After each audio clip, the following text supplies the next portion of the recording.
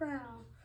What you will need is crayons and a stapler and a sheet with the Valentine's Day crown on it. First,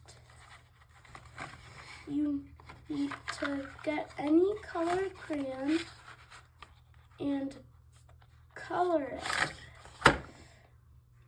And you can do this any color of your choice.